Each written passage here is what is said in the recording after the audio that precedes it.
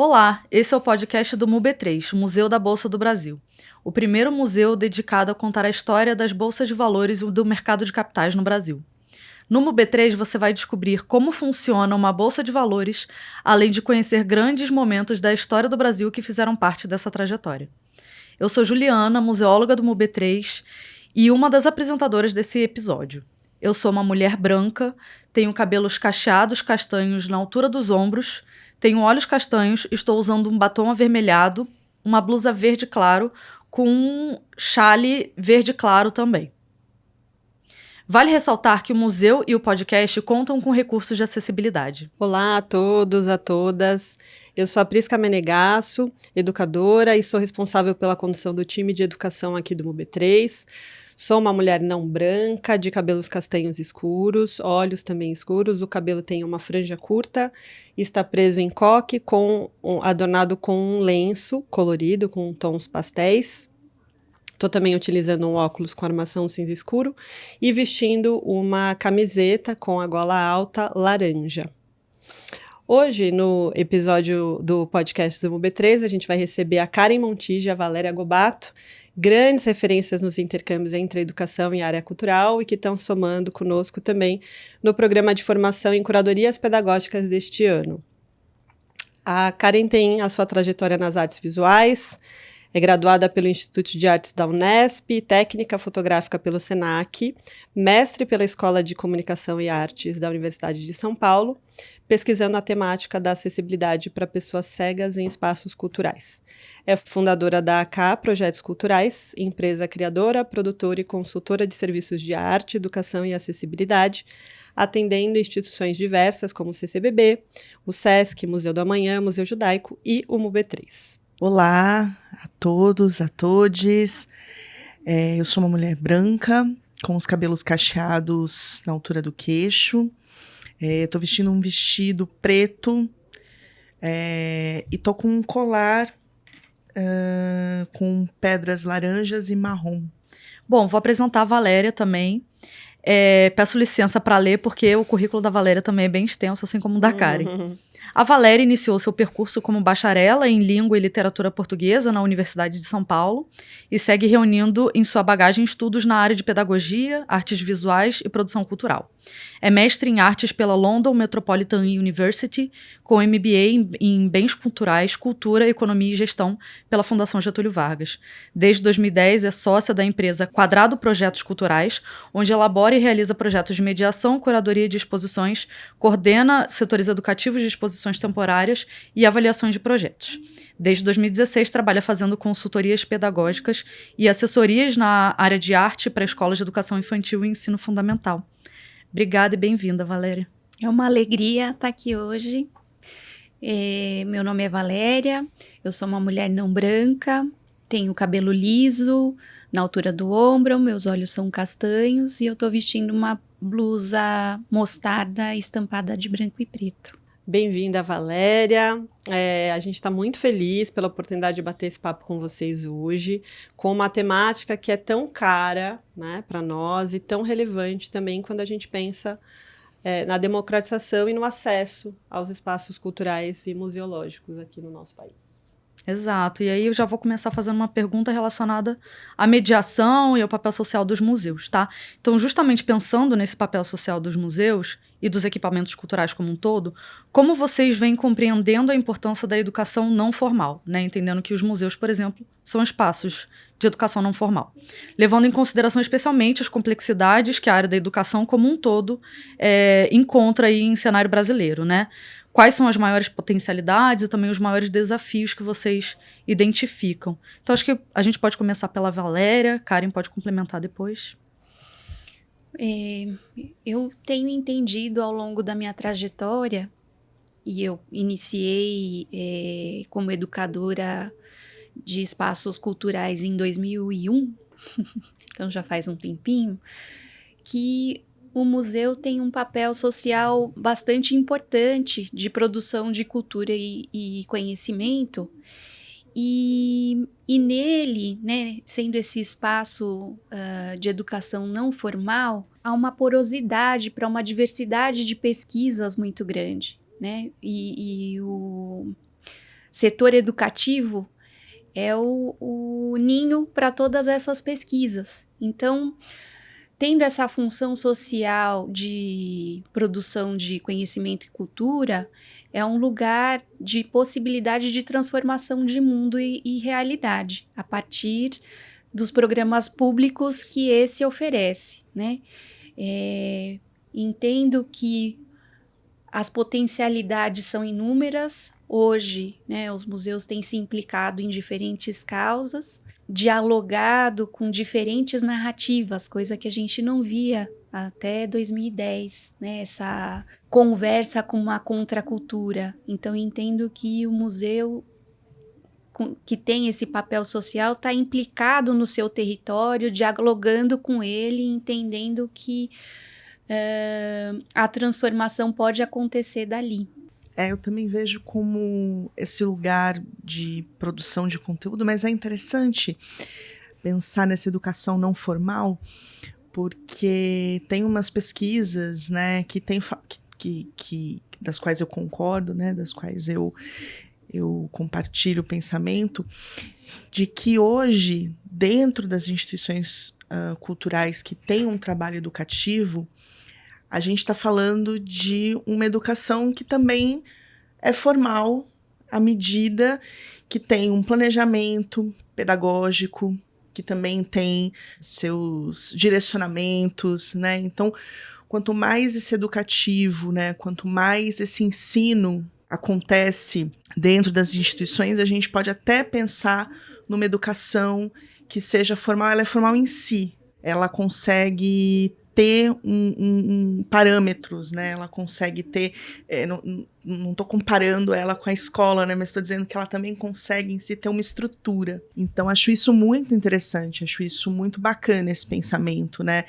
E acho que as instituições, elas necessitam cada vez mais ter esse comprometimento social, cada vez mais pensar sobre isso, cada vez mais se ver como esse espaço de transformação, se ver como esse espaço que possibilita uma interdisciplinaridade, uma multidisciplinaridade, uma transdisciplinaridade, né?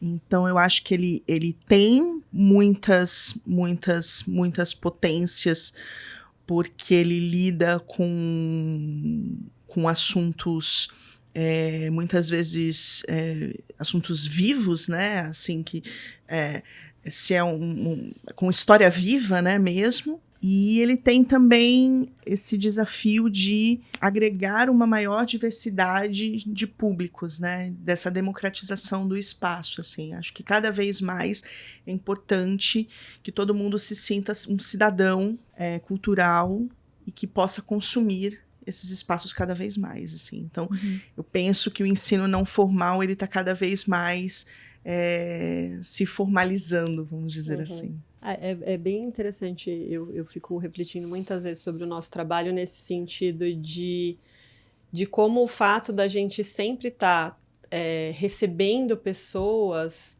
colocar isso também como uma das qualidades aqui da nossa experiência com os públicos, porque, diferentemente do ensino formal, que você está ali um trabalho contínuo, é claro que às vezes a gente tem também iniciativas que são a longo prazo com determinados grupos, mas quando a gente fala, por exemplo, de mediação, que é o tópico que a gente vai entrar agora, né, a gente fala muito dessa experiência do novo todo dia e o quanto isso gera desafios, mas eu sempre procurei ver isso muito a partir de uma perspectiva da potência da gente exercitar constantemente esse lugar de acolhimento. E eu acho que acolher, né, aqui a gente, no MoveTrês, a gente trabalha muito com essa perspectiva na equipe, eu sei que a Karen no CCBD também, nas coordenações da Val. Como vocês acreditam que essa combinação mediação e fruição estética pode contribuir especialmente para os intercâmbios com o ensino formal, né, pensando sobretudo no ensino compromissado com a diversidade? Acho que a gente pode começar com você, Karen, você me olhou com uma cara... Cara, com vontade de falar, né? Com vontade de... Não, é que passam tantas coisas na cabeça, assim, te ouvindo e tantas reflexões, tantas possibilidades. De fato, a mediação, hoje, dentro das instituições culturais, ela é o carro-chefe, né? Também as instituições oferecem oficinas, outros formatos, mas definitivamente a mediação tem esse caráter aí, né, de ser também a entrada talvez, eu me arrisco a dizer, do maior número de público que a gente recebe, porque tem ônibus que a gente atende, escola, chega a 40, 45, 50 visitantes ao mesmo tempo dentro da instituição. E é isso, né? Você não pode dizer, são crianças, são adolescentes, são adultos. De que criança a gente está falando, né? De que faixa etária, de onde elas moram, né? De onde elas vêm. Elas estão trabalhando esse determinado assunto dentro da escola onde elas estão, né? Então, eu acho que a gente precisa conversar muito com esse público que chega. Claro, ter informações anteriores à visita é fundamental, mas nem sempre a gente consegue. Às vezes quem agenda também a visita nas instituições culturais não é quem acompanha, não é quem vem com o grupo, então a gente fica nessa dificuldade. Então, bem na verdade, a visita ela acontece na hora, né? Você pode se preparar, estudar, você pode fazer roteiro, você pode pensar, mas é ali, né? Vendo o público, olho no olho, talvez ali conversando um pouco com o responsável que acompanha o grupo para saber alguma questão. Então, eu costumo dizer que a gente precisa de uma escuta muito importante. É necessário ter uma porosidade do corpo inteiro, né, para você conseguir saber o que de todo aquele conteúdo, enquanto educador, você tem, né, o que daquele conteúdo você vai filtrar. Porque o educador, ele também é um curador. Ele é um curador educativo, né? Então, eu vejo muito esse lugar, assim, esse lugar poroso, sensível, né? Que, como a Miriam Celeste costuma dizer, né? De contaminação, né? Um lugar de contaminação estética. Acho bonito essa expressão de contaminação estética. E sentir na hora o que ele vai pensar, né? Porque a mediação, ela é mais do que ampliar conteúdos, né? Ela quer viver uma experiência juntos. Então, quando a gente, até pensando em acessibilidade, quando a gente faz não tem erro. Né? O problema é quando a gente faz para. Então, eu vou fazer uma visita para um grupo de crianças. Não, eu vou fazer uma visita com um grupo de crianças, né? Isso até foi a Camila Alves, que é uma pessoa, uma grande referência para mim, uma grande amiga. A Camila, que é uma pessoa com deficiência visual, sempre me diz isso, assim, ela assim, faça comigo a visita, não faça para mim, não se coloque neste lugar, né? E então eu penso nisso, assim, acho que a mediação, ela precisa fazer quando a gente faz a gente respeita as crenças, as filosofias, a história, a tudo que aquela pessoa traz de repertório, né? E troca. Simplesmente troca. Acho que sair do lugar de quem sabe do educador para entrar para o lugar de vou viver essa experiência aqui nessa instituição junto com você e a gente vai trocar repertórios, trocar saberes. Eu acho que é um pouco assim que eu vejo mediação. É bem interessante até te ouvir falar nessa perspectiva, porque as pesquisas que a AK vem colocando no mundo também, eu acho que a minha leitura, né, é de como a mediação ela já fala sobre acessibilidade, né, na medida em que você faz com diversidades, né, seja por questões de faixa etária, seja por repertórios que essas pessoas vão trazer das experiências anteriores, né, que elas vão ter na vida delas. E aí como você foi quase como derivando esse pensamento da mediação até chegar, né, na sua pesquisa de acessibilidade estética, em que você traz uma potência ainda maior para dialogar com aspectos da experiência, né, humana, e aí principalmente a estética, que muitas vezes a gente não olha, que muitas vezes a gente silencia na medida em que a gente vai fazendo tudo dentro de uma norma, né? Então, até se você quiser comentar um pouco especificamente sobre acessibilidade estética e a mediação, como que você entende que os seus os espaços imersivos que você cria, eles são mediativos, né? Que relação você vê, assim, nessa experiência estética para acessibilidade com essa base, com essa essência muito cotidiana da mediação, né? Que a gente vivencia, por exemplo, nas visitas. Então, mediação eu vejo como um recurso de acessibilidade, né? Eles estão juntos ali, né? Quando eu estou fazendo mediação, quando eu estou ouvindo a história da pessoa, quando eu estou reconhecendo ela, quando ela está me reconhecendo, eu estou fazendo acessibilidade, né? Existem tipos de acessibilidade, se a gente for falar sobre isso, né? Existe uma acessibilidade mais informativa, existe uma acessibilidade mais física, que é sobre deslocamento, né? Sobre os espaços físicos. Mas existe também a atitudinal, né? Aquela que diz respeito à atitude que você vai ter quando você está diante de uma pessoa com deficiência, né? Ou uma criança, ou uma pessoa em situação de calçada, ou uma pessoa, né, autista, enfim.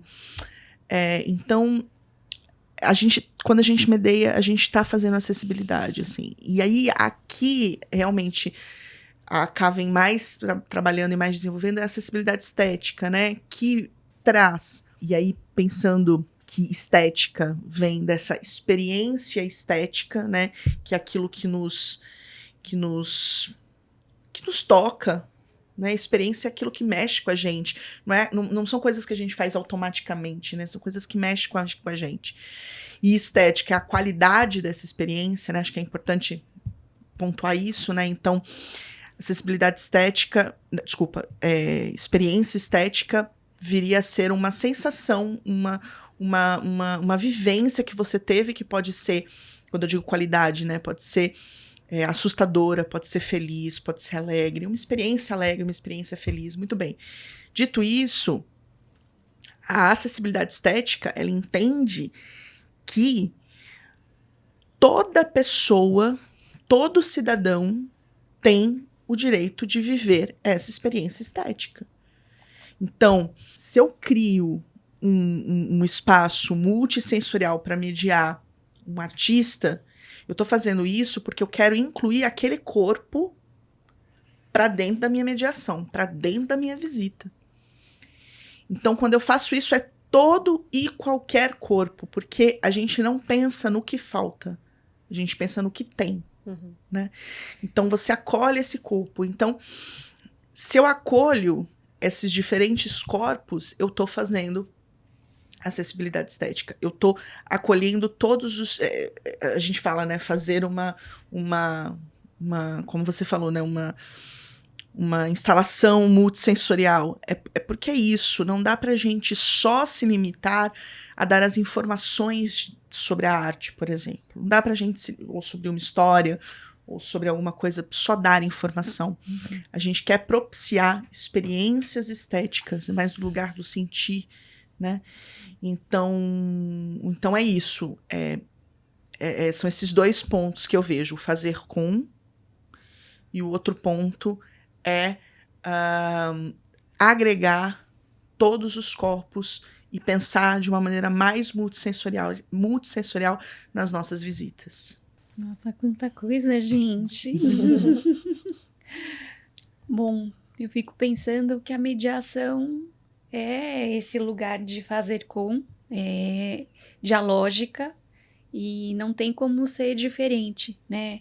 Hoje, a gente tem dentro da escola as metodologias ativas, né? E acho que, quando eu olho para o meu percurso enquanto educadora não formal, entendo que algumas estratégias de colocar a palavra em movimento vem muito da educação não formal, né? Vejo essas metodologias ativas de fazer com que a criança ou que o adolescente faça perguntas, um cultivo de curiosidade e a descentralização da informação no corpo do professor, são coisas que a gente tem conversado muito dentro do museu, há muito tempo. né? Como é que a gente faz a palavra rodar? Né? Como é que a gente conversa sobre o mundo? Como é que a gente olha para esse mundo com curiosidade? Quais perguntas nós todos temos juntos sobre determinado assunto?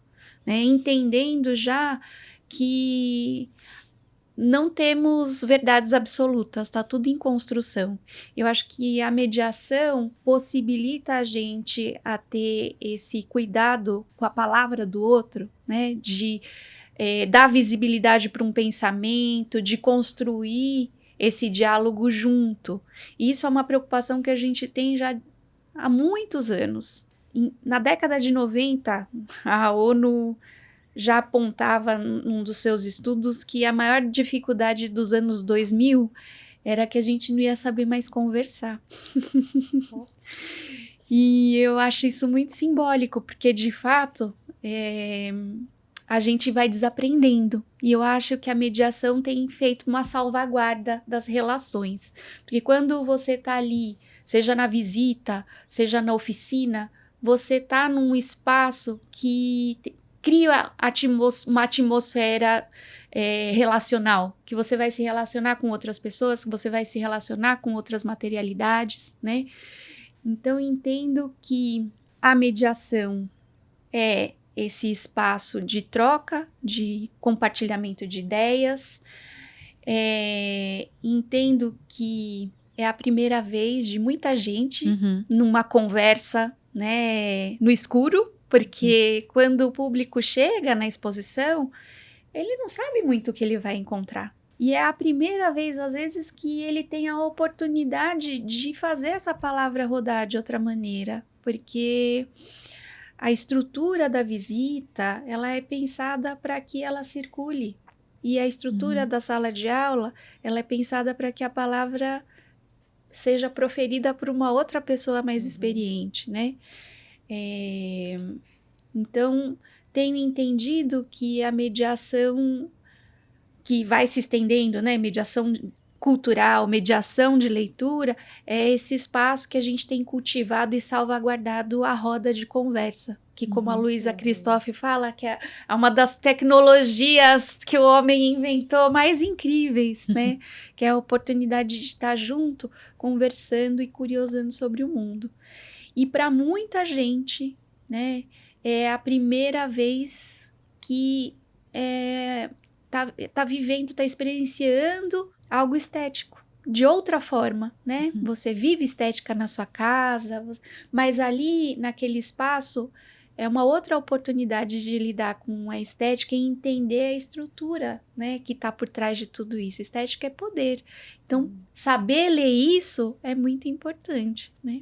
Muito legal que você citou no começo, que a educação museal, ela há muitos anos bebeu da própria pedagogia, da educação formal, né, no campo da educação, antes ainda enquanto educação em museus, e hoje a gente já vem, né, construindo esse entendimento da educação museal, uma educação com essa especificidade desse contexto, nesse cenário, com esse tempo, nesse lugar, com essas pessoas, né? E eu achei legal você trazer no começo da sua fala que isso vem se invertendo, né? Então, como a educação formal também passa a beber dessa educação que é produzida nesses outros espaços, né, da educação não formal, no caso, e aí em específico da gente falando aqui no contexto dos museus, da educação museal. Então é interessante ver também o quanto a produção de conhecimento que a gente, enquanto educadoras, vem produzindo, né, e educadores de museus de modo geral vem produzindo, que tem sido absorvida, acolhida, contemplada também nesses outros contextos, agora de educação formal, né, então muito bacana a reflexão que você traz. Eu tenho entendido que uma não vive sem a outra. Sim. Mais. Porque a educação formal tá bebendo e vice-versa. E uma vai alimentando a outra, né? Isso que é muito bacana. Também achei muito interessante essa perspectiva que você trouxe da roda de conversa, né? Muitas vezes com a equipe ou até em outros contextos, eu gostava de imaginar que, às vezes, um bate-papo que a gente tem super informal, né, e não sei, talvez seja uma característica de espaços culturais, a gente gosta de conversar muito, especialmente nos educativos, né, mas eu entendia muito como, às vezes, conversas despropositadas por assuntos que ressoam ali no nosso coração, elas são como treinamentos para as visitas, né? E aí eu vou entrar aqui num outro ponto que eu quero ouvir vocês também, que é nesse sentido de um preparo para visita ou até como que a gente se prepara, né? E aí eu fui direcionando a minha pesquisa para o corpo de educadora, né? Que corpo é esse? Como a gente prepara esse corpo? Porque eu fui justamente identificando que muitas vezes a gente coloca muita energia numa formação ali teórico e intelectual, né? Como a Karen estava mesmo falando, que vai para um sentido mais informacional, né? Se a gente está falando de uma exposição de arte, quem é o artista, onde ele nasceu, onde ele estudou, qual que é o aspecto teórico, às vezes até técnico da produção dele, né? E aqui no nosso museu, a gente pode falar de vários aspectos e dados históricos que foram definindo aí qual foram os percursos por que as bolsas no Brasil seguiram. Mas e o corpo, né? E esse corpo que tem a sua voz, né? A fala, mas não só a fala verbal, né? A fala expressiva, um corpo que fala, um corpo que se conecta. E esse corpo, né? Como que a gente está formando esse corpo? E aí eu fui ficando muito inquieta com isso, né? Na minha trajetória e achei que a perspectiva que vocês trouxeram, as duas ressoam também com isso. E aí, pensando aí em formação de educadoras e educadores, né? A gente tem, por exemplo, o psicólogo Howard Gardner, que vai falar da sua teoria em que ele apresenta já 6 tipologias de inteligência, por exemplo, né? A lógico-matemática, a linguística, a interpessoal, intrapessoal, corporal, espacial e musical. Várias que às vezes a gente não está nem pensando quando a gente está falando de formação de educadores. E eu estou falando aqui educadoras e educadores, mas não só do ensino, né, não só dos equipamentos culturais, mas professoras e professores também, né, que também são educadores. E a gente tem também o filósofo e educador, o Rudolf Steiner, que vai abraçar, e aí eu acho interessantíssimo, um interesse muito pessoal meu, ele vai abraçar também outros aspectos ali na perspectiva antroposófica, também da dimensão do sutil, que é aquilo que às vezes a gente tem até dificuldade de nomear, que às vezes tem até essa conexão energética que a gente tem ali com o público, né? Aquela velha história de tapar o umbigo, porque é uma conexão tão intensa que a gente tem numa sala de aula ou ali com um grupo, numa mediação, que tem coisas sutis que acontecem e às vezes a gente não nomeia. E também do emocional, né? O que acontece na nossa experiência estética, né? Você falou dessa experiência que vai falar às vezes do pavor, do medo, do desconforto, não necessariamente a gente está falando só de experiências luminosas, né? E como que a gente prepara o corpo de profissionais, né? Como vocês veem que essas linguagens, que formatos que vocês estão aí explorando nas trajetórias de vocês, que vocês acham que podem contribuir para a formação desses corpos de pessoas que vão estar ali idealmente inteiras, né? Porque a gente está com o corpo inteiro numa visita ou numa aula. Como ressoa isso aí com vocês? A gente está ali na frente, né? Esperando o grupo, esperando o ônibus chegar, muitas vezes sem nenhuma informação sobre ele. Então é um salto no vazio. E eu acho que quando a gente começa, a gente tá muito tentando entender que lugar é esse da mediação, né? Todo mundo aqui já começou a fazer mediação enquanto estava na graduação, principalmente, que é um outro corpo, né?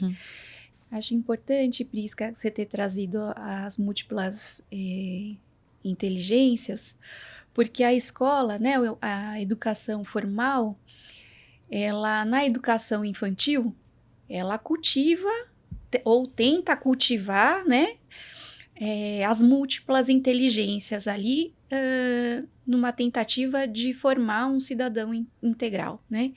Mas à medida que a gente vai passando pelo processo de escolarização, a escola opta por focar em 2 inteligências, né? A escrita e a matemática.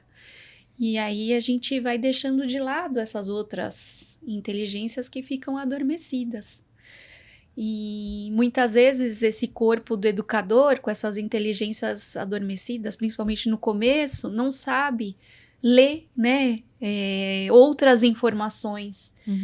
E entendo que esse espaço das instituições culturais, pela atmosfera estética que possui, né, onde tem ali o sutil e as múltiplas inteligências efervescendo pelo seu próprio acervo, vai provocando esse corpo de diferentes formas. E entendo que a gente, enquanto formadora, já com esse corpo um pouco mais cutucado, consegue ir lendo essas inteligências de cada um dos nossos educadores ali na equipe e vai provocando essas outras inteligências também. Assim como a gente cultiva a pesquisa e a produção de dispositivos pedagógicos, né, que são jeitos de dar forma e força para essa pesquisa, a gente também vai inventando dispositivos pedagógicos para encantar esse corpo de novo, né? Para ele ir tentando entender quais são as suas potencialidades para além da palavra escrita. Porque muitas vezes, quando a gente fala pesquisa dentro do museu, dentro da instituição cultural, se confunde com uma produção acadêmica. E, na verdade, ela pode ter qualquer forma, porque a gente está dentro da educação não formal, né?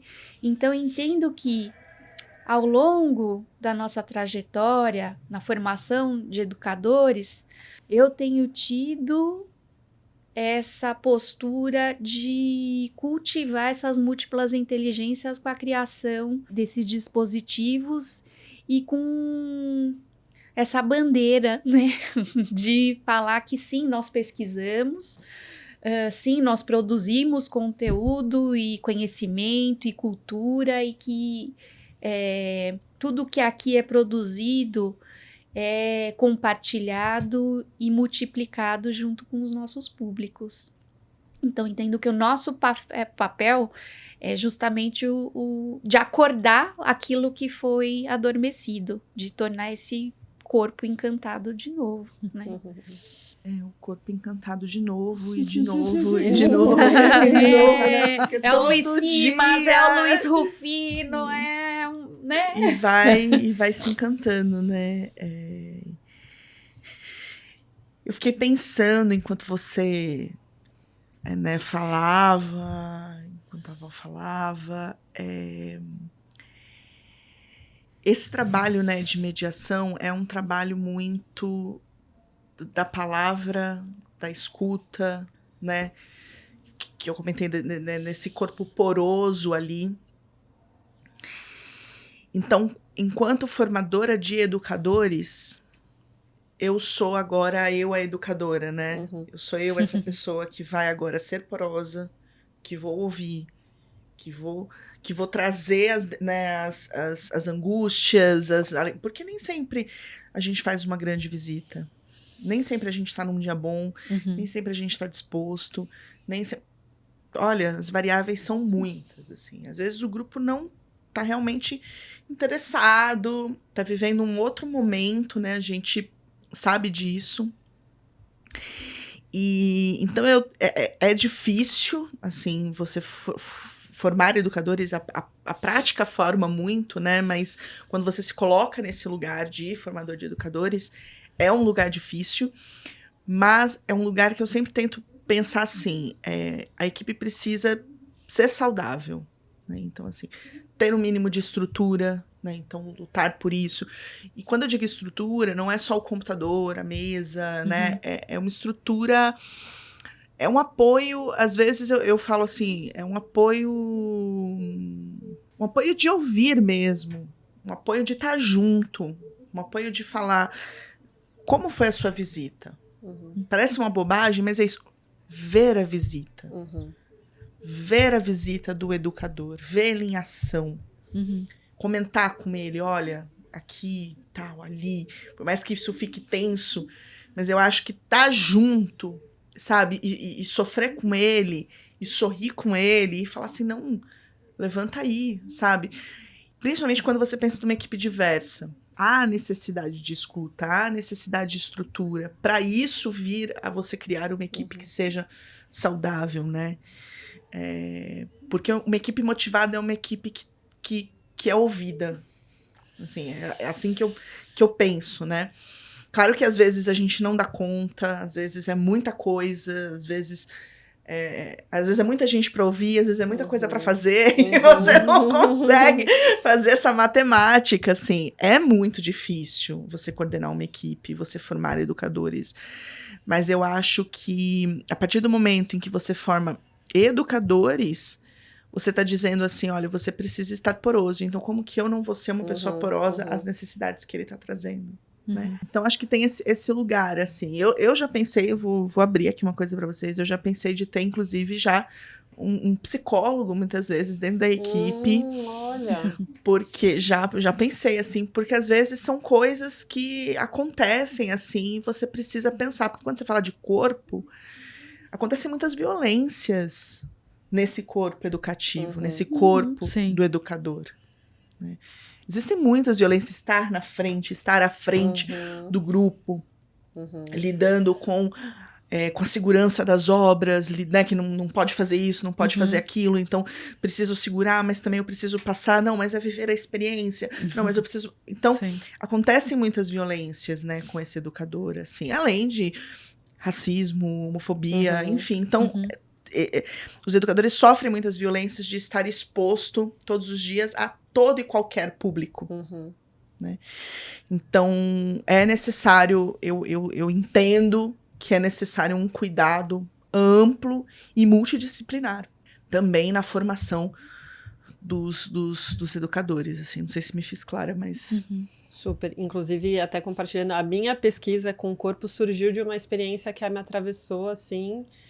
E eu comecei a falar, nossa, como ninguém tá me falando sobre isso que eu tô vivendo, né? Como ninguém, porque a gente tá aqui falando da obra X, obra tal, mediação é isso, mediação é aquilo, mas e é isso que eu tô sentindo, né? E eu sempre, vira e mexe, eu falo da Brené Brown, né, que tem aquele TED sobre a vulnerabilidade, e eu sempre lembro que ela fala que não dá pra você desligar uma chave total do sentir, né? E inclusive, se a gente tá falando de experiência estética e a gente está falando daquilo que nos atravessa, né? Se a gente quer promover espaços oportunos para a experiência estética, a gente vai ter que abrir para o sentir todo. Exato. Né? E aí, como que a gente não negligencia outros tipos de experiências que a gente acaba encontrando na nossa trajetória de mediação e até no dia a dia, né? Eu sempre penso também numa fala que o Pablo Talavera traz da perspectiva de como também é exaustivo a perspectiva da visita mediada, no sentido de que como você não vê o resultado daquilo que você está construindo com o grupo, porque o grupo chega, vocês têm um momento de troca e o grupo vai, né, ele traz ali o mito de Sísifo, né, que sobe a pedra até o topo e aí no final a pedra desce, você tem que subir de novo, né, de novo, como a gente prepara esse corpo e traz as pesquisas justamente para que a gente olhe a fertilidade desse fazer, para além também da experiência que a gente tem ali concreta, né? Então, se o meu corpo ele é atravessado, como que eu crio em cima disso, né? O que isso também me fala sobre a própria experiência humana e me torna, claro, eu preciso ter um cuidado com essa dor que a gente sente, né? Mas como que essa experiência também me torna mais aberto para ouvir, de repente, algo que vai aparecer, e uma criança que às vezes está super agitada pode estar tentando expressar um desconforto, uma necessidade que ela está tendo naquele momento. E certamente também a gente não vai conseguir resolver sempre todos os problemas que se apresentam, todas as dificuldades que a gente encontrar, apesar da gente ter uma quedinha, né, por querer resolver as situações. Como que a gente pelo menos acolhe o que vier, né? Acolhe essas experiências, e a gente precisa estar com esse corpo preparado, né? Até por isso que eu trago essa pergunta, assim, né? Bom, então a gente está se encaminhando já para o final.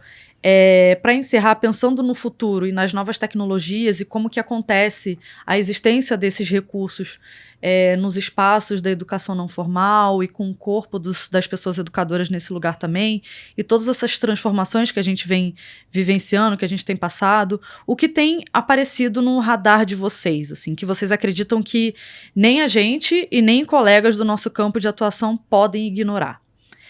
O que a gente está vivendo atualmente e que já nos impulsiona a mudanças em nosso modo de construir espaços educativos? Não podemos ignorar a inteligência artificial, esse é o número 1. Chegou com tudo. Chegou com tudo. Precisamos pensar como é que a gente vai acolher essa tecnologia, porque ela está aí junto com a gente, né? Não haverá substituição de um educador por uma tecnologia como essa, porque nosso trabalho se dá na conversa.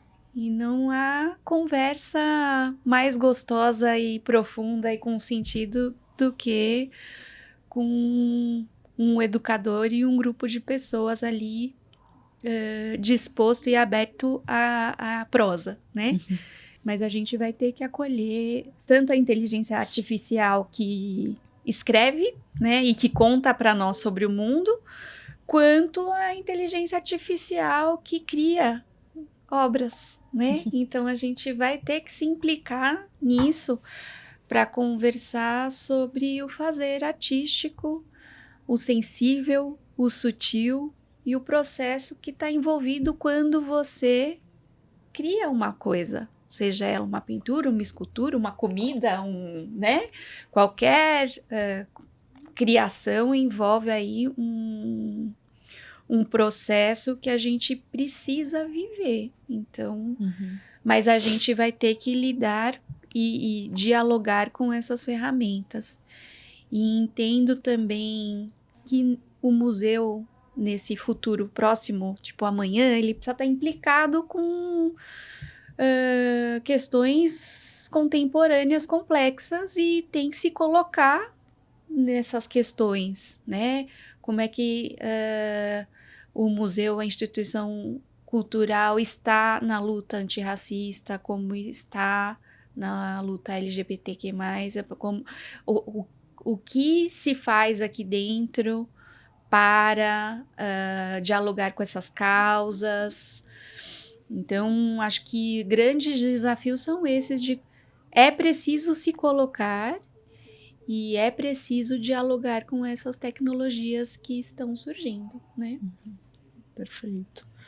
Eu tô de total acordo com a Val, pensando em que já existe. Já está entre nós. Está entre nós, assim, né?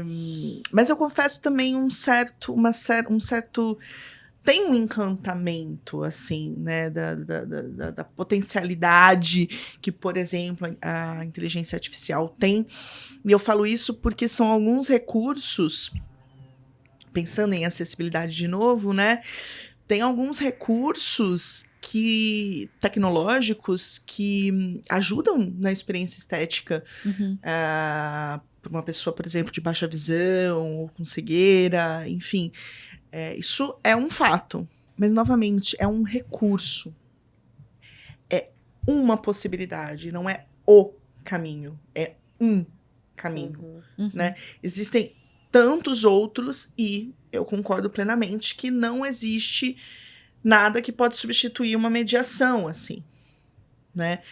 Porque a mediação é justamente essa troca de saberes, é justamente essa conversa. Então, já demonstramos e já provamos que a gente precisa, que a gente conversa, que a gente fala, né? Que a gente troca, que existe uma energia, que a gente se emana, né? Uns com os outros, assim. Então, eu penso sempre nisso, assim. Essas tecnologias, elas vão trazer quem mais para dentro das instituições, assim. Né? De que forma? De que jeito? Vai aproximar? Vai distanciar? Vai né? Uhum. Eu acho que é isso. Acho que concordo também. Os museus, eles precisam pensar nisso, se atualizar com essas questões, pensar nas pautas que ele quer se posicionar politicamente falando, né? E pensar nessas tecnologias como recursos, assim, que podem trazer muitas coisas positivas, assim. Não só dizer, não, né? Uhum. Mas dizer, tem um momento para isso. Né? Acho que tendo um momento para isso não é sempre, né? Então, cabe o espaço para nossa conversa, nossa querida conversa. Uhum. E até pensando isso que você trouxe, né, da inteligência artificial como um recurso e que tá aí, né, a gente vai ter que lidar, né, muito tem se falado também de como esses recursos, eles se somam já à experiência humana, à habilidade criativa humana, inclusive, e aí pensando aqui nas mamães, né, até em discussões que se tem tido no âmbito da parentalidade, né, como que a gente contribui, e eu acho que a educação formal talvez está falando mais sobre isso do que a gente. Se eu estiver enganada, vocês inclusive tragam essa perspectiva, mas a educação formal ela tem se debruçado mais sobre isso, né? Mais sobre essa experiência, né, de que as novas gerações elas têm aí uma relação, algumas pessoas chamam até de uma relação de ciborgue já com esses. Nós somos nativos digitais, né? Exato. Então, essa discussão ela tá já surgindo de como a gente utiliza essas ferramentas, né?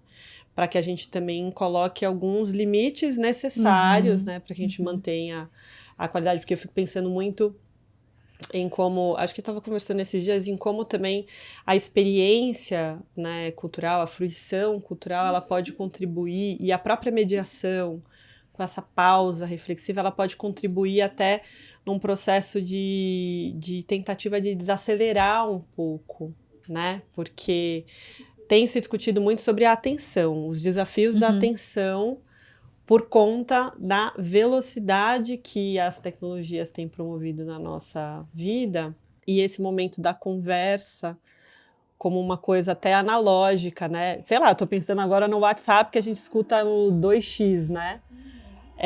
Como que a gente contribui para um processo de desaceleração, e a conversa, esse encontro da mediação pode ser também um recurso de aprendizagens diversas, né? Então, de repente, a gente vai trazer aqui jovens que vão se colocar num momento, às vezes, de contemplação de uma peça num museu ou de interação com um dispositivo no museu, e que vão fazer eles, de repente, pausarem um pouco e se relacionarem com o tempo de uma outra maneira.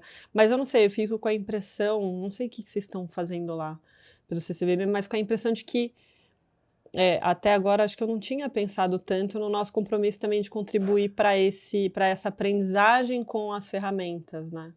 Eu acho que talvez a gente possa olhar mais para isso. Vou anotar aqui. A educação formal, ela já tem dentro do currículo letramento digital, né? Já faz parte da Base Nacional Comum Curricular. Então já é obrigatório ensinar qual é o uso adequado, né? E dependendo da faixa etária já se conversa sobre essa disputa da atenção, que essa é a moeda, né? É isso que querem, a sua atenção a todo custo, né? E isso reflete, inclusive, dentro da sala de aula, né? Tempo de concentração. Sim. Então, agora, pensa assim, em várias estratégias de aula que segue ali mais ou menos, não sei se vocês já ouviram falar uma que é 20 por 20. 20 slides em 2 minutos, que é o que a pessoa aguenta. Vamos lá. E aí você dá essa pausa de 2 minutos. Porque já entendeu-se que esses vídeos, as mídias sociais, elas estão modelando aí o tempo de atenção das crianças. Então, é importante a gente entender esse recurso, entender a potencialidade dele, né, enquanto recurso, e pensar como vai colocá-lo nesse lugar da mediação. Porque, de um lado, a gente está falando enquanto recurso, de outro, tenho pensado muito sobre essas exposições imersivas, né? Que usa a tecnologia ali para dialogar sobre um processo de algum artista específico, mas que acelera tanto o seu corpo dentro da experiência estética, né? E às vezes esvazia o sentido do próprio processo do artista, porque você vai lá para tirar foto e acaba até esquecendo o que é que você veio mesmo fazer aqui, né? Então você tem o registro, a foto daquela experiência, mas você muitas vezes não conseguiu sentir o seu corpo dentro daquela experiência que era para ser imersiva, né? Sensível. Então a gente precisa equilibrar esse uso enquanto recurso, né? E entender qual é a potencialidade. Bom, acho que foi muito prazeroso estar com vocês aqui. A gente poderia ficar horas a fio conversando, refletindo. Afinal, essa é uma das nossas maiores habilidades, né? A roda de conversa, como a gente conversou aqui também. Então, quero agradecer imensamente vocês. Estou muito feliz de ter podido ouvir. É sempre muito inspirador. E a gente tem construído coisas muito interessantes aqui nos bastidores e, inclusive, a gente vai ter oportunidade de ter ações aqui com a Karen e com a Val, com os públicos, e que espero que seja muito enriquecedor para todo mundo. Obrigada. Obrigada, gente. Obrigada, Val. Obrigada a vocês. Obrigada a todos. O MUB3 é uma realização da Associação B3 Educação e Cultura, viabilizado pela Lei Federal de Incentivo à Cultura. Fiquem conectados com a gente aqui no YouTube e nas nossas redes sociais. O Instagram do museu é @MUB3oficial. Obrigada e até a próxima.